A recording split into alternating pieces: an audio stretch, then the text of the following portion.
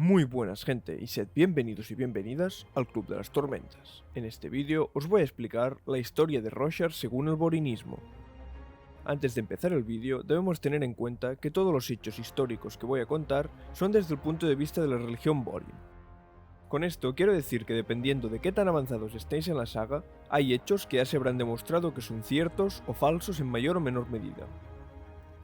La historia de Roshar se divide en dos eras, siendo la primera de ellas la conocida como los Días de las Sombras. Tal y como ocurre con el cristianismo, la historia se remonta a la creación. Fue entonces cuando el Todopoderoso, Dios único y omnipotente, creó a la humanidad en los salones tranquilos. Entonces llegaron los portadores del vacío. Es incierto de dónde salieron y cuáles eran sus motivaciones, pero atacaron a la humanidad y la expulsaron del paraíso. Estos se tuvieron que refugiar en Roshar. Los ataques de los portadores siguieron, pues querían expulsarlos también de dicho planeta.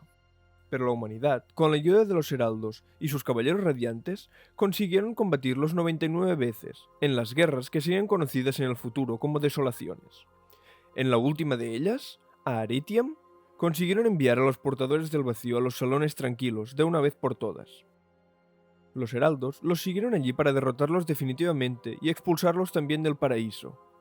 Tiempo después, los caballeros radiantes le dieron la espalda a la humanidad y desaparecieron, en el que más adelante sería conocido como el Día de la Traición.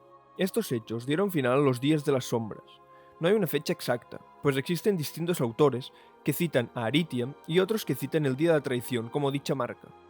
Se conoce muy poco de esta era, pues con las desolaciones se destruyó gran parte de la historia. Se sabe que el borinismo tiene su origen entonces, y que su nombre viene de uno de los más grandes autores de la época, del cual no ha quedado nada. El único texto completo traducido que conocemos es El Camino de los Reyes, escrito por Noadon durante la época de las desolaciones. Aún así, existe otro texto, incluso más antiguo, el Eli Estele, que es anterior incluso a las desolaciones. Se dice que fue escrito por los mismísimos heraldos y que explica el origen del mundo. El problema es que está escrito en el canto del alba, una lengua que aún no ha podido ser descifrada. Después de los Días de las Sombras, entramos en la segunda era de Roshar, la era de la soledad.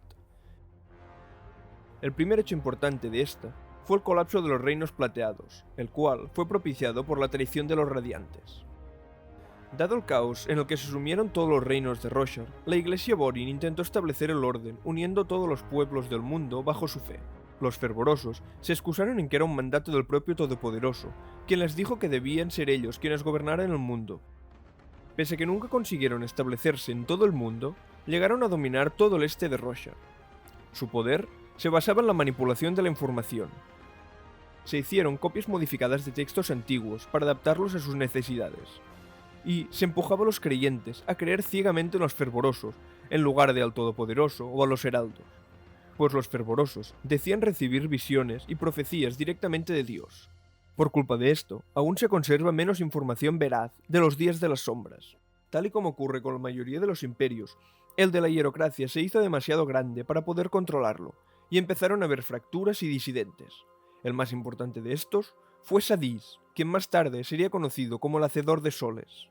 Él fue un señor de la guerra Alezi que consiguió unificar los 10 principados de Alethkar, que habían estado separados desde la caída de Alecela, el Reino Plateado. Liderando a todos los ejércitos Alezi unidos, el Hacedor de Soles plantó cara a los fervorosos de la hierocracia y consiguió derrotarlos, en la que sería conocida como la Guerra de la Pérdida. Él mismo se encargó de interrogar a los que estaban al mando de la Iglesia, y descubrió que nunca había habido ninguna visión ni profecía del Todopoderoso. Los fervorosos se habían puesto de acuerdo para engañar a la población. Como consecuencia de la derrota del Imperio Borin, los fervorosos fueron separados en devotarios y perdieron todo el poder. Desde entonces no podían involucrarse en política, ni tener posesiones. Es más, ellos mismos pasaron a ser posesión de los Ojos Claros y pasaron a ser virtualmente esclavos. El Hacedor de Soles se coronó a sí mismo rey de Alethkar y empezó la expansión de su reino hacia el oeste, empezando por Erdaz. Durante una campaña militar en Azir, súbitamente enfermó y murió.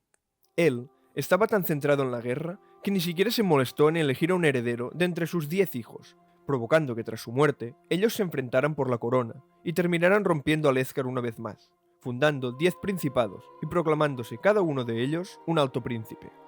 por lo que el Reino Unido no duró más de una generación. Dicho reino quedaría roto hasta que Gavilar Collin, junto con su hermano Dalinar, empezara una campaña militar para unir el Edgard de nuevo en un solo reino, proclamándose él como nuevo rey y trayendo la estabilidad al más grande de los reinos Borin. En el borinismo actual, pese a que no han vuelto a tener las libertades y los derechos que tuvieron durante la hierocracia, los fervorosos han conseguido aumentar un poco su estatus social durante las últimas décadas y siguen manteniendo los curadores, un grupo de fervorosos que vive en la ciudad de Balad, en Yakebet, y que actúan como líderes de la religión e incluso tienen la potestad para excomulgar a cualquier persona.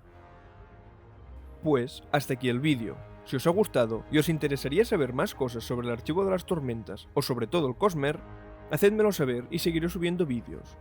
Un saludo y recordad, vida antes que muerte, fuerza antes que debilidad y viaje antes que destino.